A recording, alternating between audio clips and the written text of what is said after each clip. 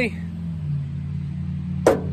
I've been collecting some Sickle Bars through COVID and this year, and it's gone from 1 to 2 to 3 to 4 to up to 5, 6, and we're at 7.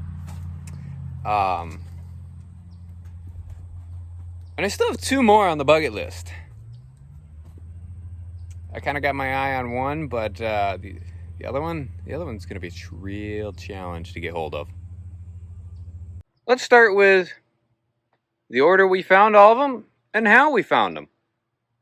Basically, I bought this Alice Chalmers with my ex-girlfriend, whatever. She wanted it, so we stopped and grabbed it, and we've had it, and it's a pretty good running machine. Good workhorse.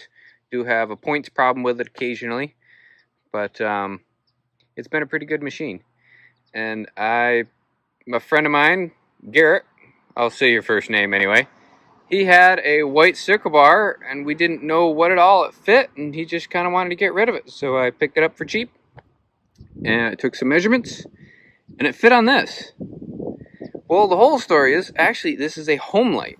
I don't know if this one's missing the serial tag on it or not, but it's actually a home light built by Haben, I believe a 48SB, basically a 4-foot Sickle Bar.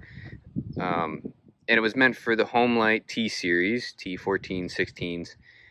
But Alice Chalmers, actually this is a twin cylinder, but the single cylinder Kohlers use the same frame. I kind of made it work on the front. Just needed to put a little bit longer bolts because it's supposed to fit between those arms where the mower deck goes. Installed an electric PTO on the front, and everything seemed to kind of lined up. It was missing a few shields, and I did pick up a second one, and we ended up shipping it to Michigan, I believe, and sold it. The guy used it for parts on his machine. Second one I actually got my hands on was this one. I had the tractor for a little bit, and it was restored, and I had nothing really special with it. It's a 67 112 Tecumseh, older restoration, and I didn't have a purpose for it. So I got this Sickle Bar off a friend of mine, Kenny. He bought it. It was missing a lot of the pieces. Basically, it was missing the front hitch assembly, the gearbox, and a few pulleys and stuff. But he had the rest of it. I'm like, you know what? I should be able to find that. He ended up buying another Sickle Bar that is of a different variation. So we'll be going over that shortly of what the differences between them are. But the gearbox I actually got from a Ford. A friend of mine collects the Fords, and it had the gearbox and the front hitch mounted on it. Well, I stole them off because I didn't have the Sickle Bar yet. So this is actually the gearbox from a Ford. It worked. All I had to do was flip it around, put a different set of pulleys on it, and everything worked pretty good. So that's actually a 406 Haben. Other versions are the 406A. This is the 406. I believe next up the bat was this Cub Cadet. Dad went and bought fluorescent light paneling from a guy, and he had this Sickle Bar sitting in the backyard, and it is barely used. Has the original guard with no dents, the original strap. I mean, some of the original paint is there, and just how much white is left on the actual bar itself. Hunting down a 128 turned out to be pretty difficult. 128 is the biggest frame geared Cub Cadet that they made before they went to the 149 and 169s that were hydros. So it's a popular tractor for pulling because it's the largest geared engine you can get. So, but that actually mounted right up on. All the parts were there. It fits and it works really well. I believe I gotta go with the Bolins next. Again, found the Sickle Bar, then found out what model it goes to. And it goes to a Bolins. It's more or less actually was meant for an earlier tube frame, and I believe like a 1050 but I found a cheap 1256 and it seemed to work on there pretty good. We actually just had the hydrostatic pump out of it because the rear motor was froze, so nothing was moving, hence it wouldn't drive. Still not very good on hills, but again, the Sickle Bar works pretty good. So we got lucky with that one.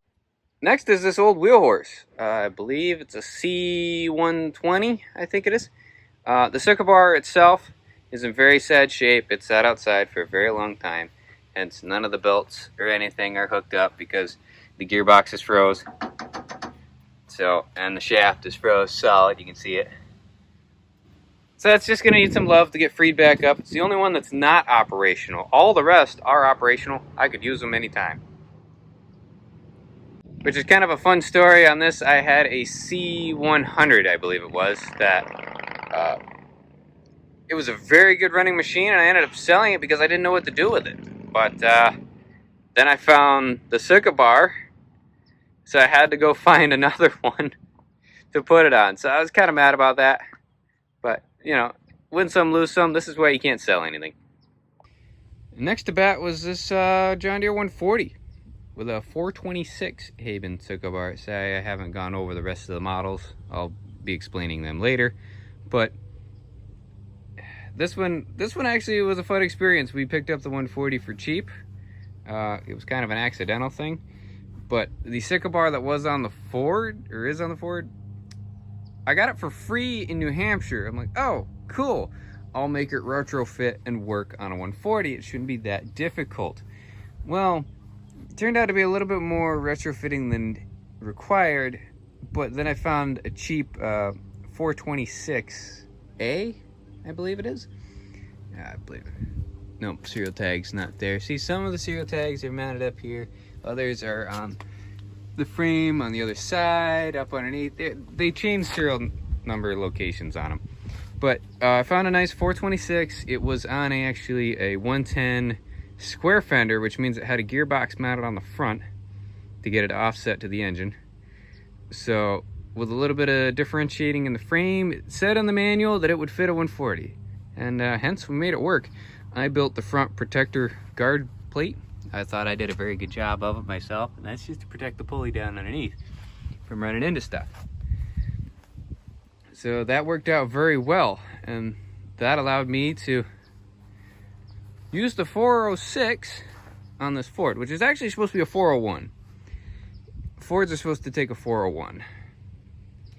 But a 406 was meant for a round fender. This one being an early enough version, I could not find any discrepancies between a 401 and a 406. So again, I stole the gearbox from the square fender 110 and mounted it on the Ford with the old bracketry that I stole off my buddy's Ford. Sorry Jeff, but we made it work. So this one is the last one that we've gotten hold of, and 2 more are still on the bucket list. The first thing to note that everybody wants to question is, how is the gearbox mounted? Because it is a very special plate. Now, I don't know why they mounted it like they did with the gap there, but that's how they mounted it. You come off with a piece of angle iron and an adjustable bolt. So that adjustment of that bolt up or down will tension this belt on the front, which is very good. But then on the side, it's meant to slide on this shaft. Well, how does that tension? Well, it's got an adjustable rod down there and this arm. You literally just pull it back, and that's what will slack this up so you can get it on and off. And then just push the arm back forward, and it'll tighten it all back up. The other thing is, very simple. All it does is U-bolt over the axle, and they are supposed to be quick pins, so you can take it on and off with ease. And not much more special is actually, this is a universal rear hitch. You can find these on just about any of them. They would come in that variation, unless they were specialty to the tractor. Now, here's the other thing that I've had, is this rubber piece right here. All right. Now, I cut the sidewall out of a semi-tire to get that, because it needs to be at least 1/2 inch to 3/4 of an inch thick, and it needs to be really strong rubber, and this just allows it to swing. Allows it to swing, it allows flotation, because the actual substructure of the sickle bar moves with the front axle. It's locked right in by those pins. So I can rock the tractor all I want. And the sickle bar essentially isn't going to move. It's going to move with the front axle. So, and the other major thing about this being such an early variation, the skid shoe is bent differently. It's not rounded on the end. We'll go right over here. We'll compare it right next to it. See how rounded this one is? Rounded and fancy. All right, this one is not like that at all. It's also got a different upper plate with the warning decal on it. See, they added one to cover the drive pulley on the back. They added it a bit longer. Another major thing that is kind of annoying that I gotta fix on this is it's a dowel pin, and it locks in to holes on the cast. Well, that really doesn't work very well when it gets wore out. So what they ended up doing, and actually this one is the better visual of it, is they put casted notchings into the wobble box of it. All right, there's 3 casting notches in there for adjustment to lock it right in so you can pick it up. So that's cool that they changed that version. And lastly, the major thing is the transport bracket. I actually had to make this pin because it was missing, and it was test fitting and some stuff. But that's what holds the sickle bar up, is how that is pinned on there. Now, all the early versions are actually just a transport hook. You see it? You just kind of lift it up and in, rotate your hook, and then hence you can just lower your sickle bar down. And then you just pick it back up above it, rotate the hook, and that's what will lock it in and prevent it from going down. So that is neat that they changed from this style. It's very difficult to manage it up and down and get it lined up into the bracketry, to the hook style. And then, actually the early 426 didn't have it, but the later ones have a shield. And that's how the shield works, is the actual guard to protect your hands from going in there as the spring pin on it. Usually you kind of hold in on it, wiggle it out, and that's what allows it to drop. So that is very neat how they advanced from a rod to a hook to the shield holding the pin. Now, something that I have been asked multiple times is the adjustment of this chain. All right, now the point of this chain is to help with the spring. So when you're looking to pick this up at the end of the hedgerow, see what I mean about that dowel pin? When you're looking to pick this up at the end of a hedgerow and turn around, or even if you're done for the day, or you're trying to go around fence posts, tree limbs, maybe you want to hold it up and trim along vertically alongside your hedges. Well, how do I set that chain? Basically, on the back side of the gearbox is a little tab, and then a hook loops onto it. So as you rotate the arm, it pulls the chain down, stretching the spring, and ultimately, when it gets to a point, picks the head up, and we'll pick the whole machine up and tilt it off to the ground. Well, that's all fine and dandy when you get that adjusted when it's a fixed pulley. What happens when you can make that pulley move?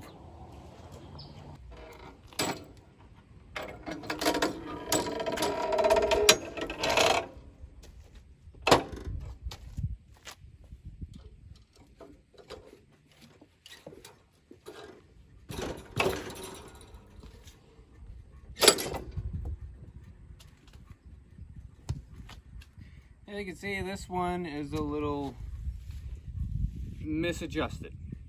Alright, now this is just how I generically adjust it. Basically, you can see it has the movement of the pulley that it can go up or down. I believe with the correct adjustment and tension on it, that when it's down, it'll easily ride the ground, but it makes it a little more difficult. You can see the notches. It still rides the ground.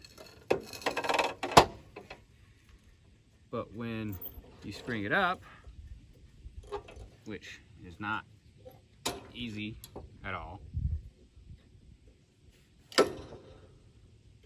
alright, locks the pulley, locks the spring, makes it so I can easily float the sickle bar.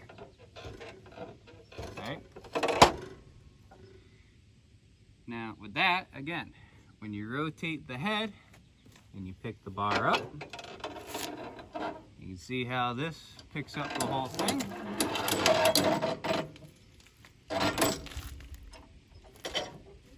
And puts it in transport position. And then if you release it, which is not fun to do, pretty tight on there, it'll allow it to drop down into stationary position of when you're done for the day, or that way it takes the pressure off the spring. You know, this is mostly meant for just driving around and for use of it. But at the end of the day, when you're not done, drop it on the ground so that way it doesn't stress the spring, doesn't hurt the age of the spring. That's essentially the adjustment you want. Now, all of these are a little different.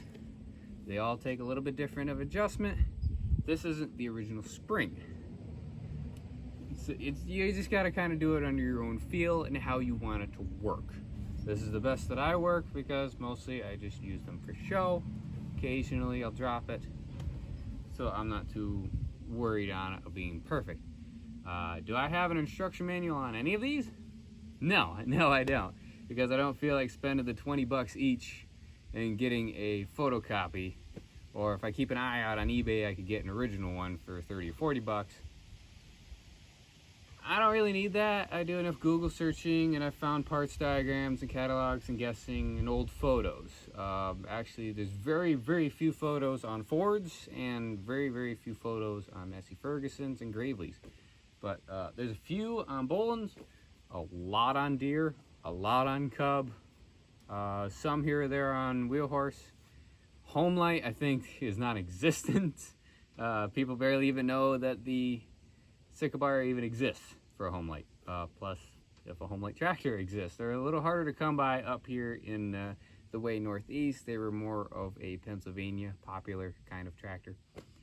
But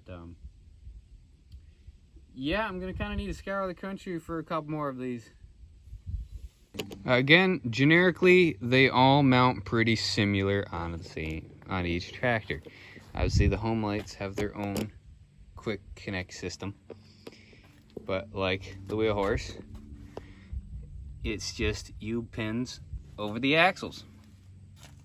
It's really that all holds them together. Same for this one. It's a little bit tighter style, but that's what it is. It is U-brackets that hang from the axles. Now, what really does change per model is rear hanger. You can see that the round fender and the Ford have the same style hanger, and they both go to the right side of the transmission.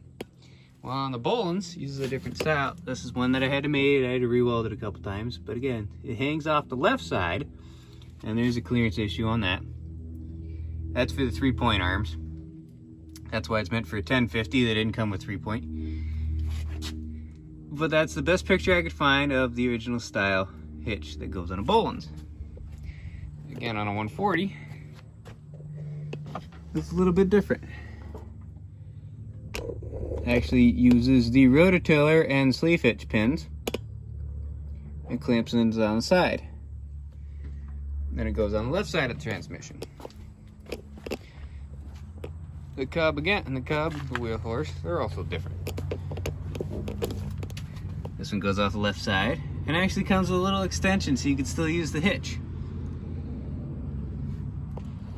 While the wheel horse is even more complicated because the hitch hangs out a little further. It's just a little clamp bracket. I do not have the original one for the Alice here, however. I do know what it is supposed to be. It's supposed to be a little L piece up and over and down and holds the pipe. But all I did was weld a little strap to it and made it work, because I didn't even have the rear pipe. That's what's always lost, is rear pipe, the front hanger assembly, and generally one of the pulleys or something. Gearboxes, they're separate loose parts. You might lose that. You can see how this one's mounted underneath. But the biggest thing is the guards. Actually, I only have 2 other guards, and that is the most straight one I have. The others are bent. Hence, the pool noodles, which I color match to everything, because it's cool like that. While on the talk of the guards and the pool noodles, we can talk about the safety features. How they were designed, why they were designed, and what they did differently. Well, biggest thing is, see that little welded guard in front of the pulley? That's to somewhat protect the pulley.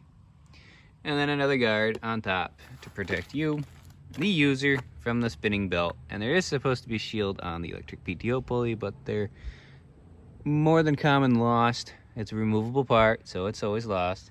But this is a special left-hand side cover, because the round fender uses a right-hand side cover. But see how they went from just a welded bar to they added bolt holes for a little shield to go above and below it, so less likely of grass getting wound up in it. So that's pretty cool how they changed that. Minus they changed the guard to cover that pulley just a little bit more. And then they actually tried encapsulating some of the belt on the back side here, which is actually better found on, now the Cub Cadet's actually missing, but the Wheel Horse and the Alice have them. See, they put an extra guard like that to fully cover all the way around the belt. And the last noticeable thing that I really, really appreciate them doing. Can you see it? Because none of these 3 have it. This one's supposed to have it, but somebody cut it off. You see it now? How about now? Yeah, that's a leg shield. This one's supposed to have it, but somebody cut it off. So it's supposed to be there. But you can see, when you jump on, of where your leg is positioned next to that bar. So that way, you don't catch your pant leg or something in that. So that's nice that that's there on the later ones. I'm glad that they did that. That one is missing, so I'm gonna have to make one. But, you know, when you get on this one, and it's sketchy, that Sickle Bar is right there. That is right next to you. There's no guard there. Good way to lose an appendage, I suppose. Ah, and while I can see it, see a little wire on the end of it? That's to flop the grass. They went to a metal shield on later ones. So yeah, it's very cool that they went to wire to the metal. The guards changed just a little bit. Generically, however, they all did say the same. 3-inch teeth. Generic 3-inch teeth. And this one's got John Deere teeth on it. They're generic 3-inch teeth, and they're also used on the number 5 Sickle Bars. So you can find them just about anywhere.